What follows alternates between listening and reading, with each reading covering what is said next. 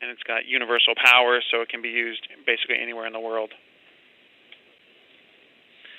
We offer it in two different versions. So there's an AC version shown on the top, and then a DC version on the bottom. The DC has capabilities anywhere between 5 and 48 volts DC. Simple screw-type terminal connections. You just hook your wires right to that.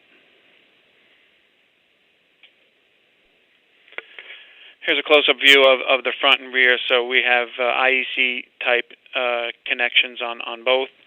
The unit would come with North American line cords, so it essentially looks like an extension cord. A lot of people ask us, what do I do with this connector? It looks like the back of a PC. Rest assured, it comes with line cords for North America. Anytime we ship into overseas, we generally have the local dealers supply the line cords for their country-specific line cords. Unit has a built-in 2-port hub. So in applications like when we sell into kiosks and stuff, there's just a single home run out to that kiosk. You don't have to run another home run. You just simply use the built-in hub. LEDs for network status, an LED to show that the power to the outlet is on. These are the accessories that would come in the box.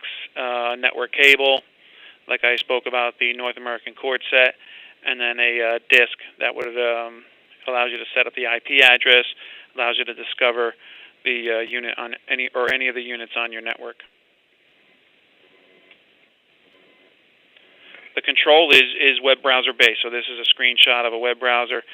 All you simply have to do is point your pointer to the buttons and then click. So on, off, or cycling power.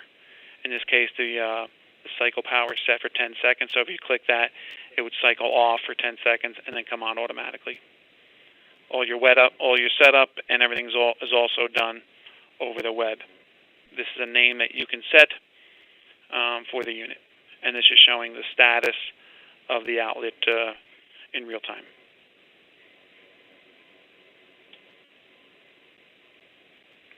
This is just a sample of the setup page.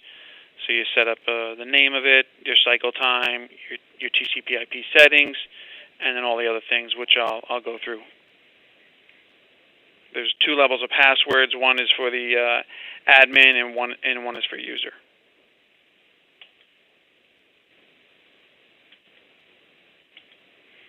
The AutoPing feature is a feature that within the unit that can ping any device on any IP device anywhere in the network.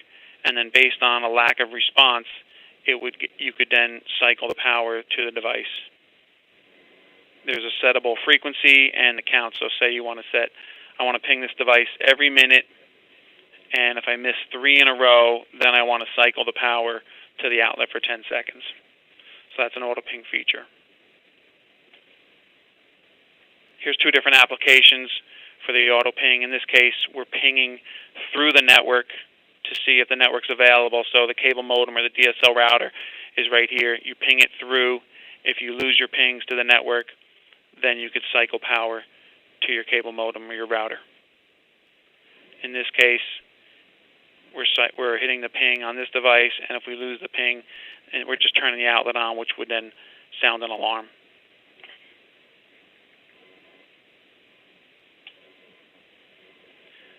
These are the different functions that you could do based on a loss of AutoPing. So you can turn the power on and keep it on, turn it off, keep it off, cycle the power once, have it follow so that if the ping is there, turn the power on. If you lose ping, turn the power off. So there's a lot of flexibility in the different modes or the functions that you can do based on a lack of AutoPing response.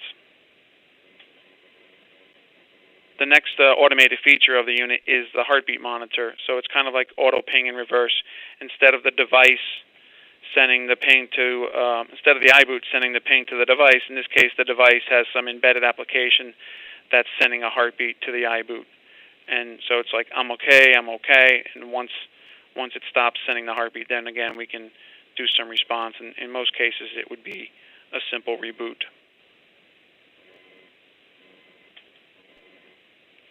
There's also, instead of web control, you can do direct TCP TCP/IP messaging to control the unit. So if you have embedded applications, or you don't want to deal with the clumsiness of a web browser, then you can just send direct IP commands to the product.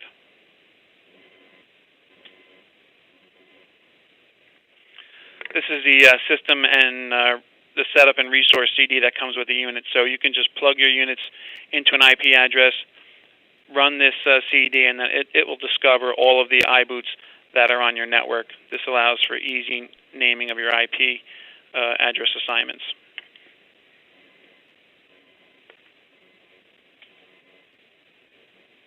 This is some of the top features of the iBoot. Universal power, so you can use it anywhere in the world.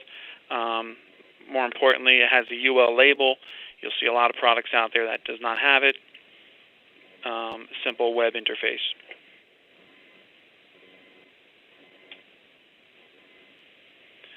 We've just recently developed the second generation of this iBoot, and it's called the iBoot G2.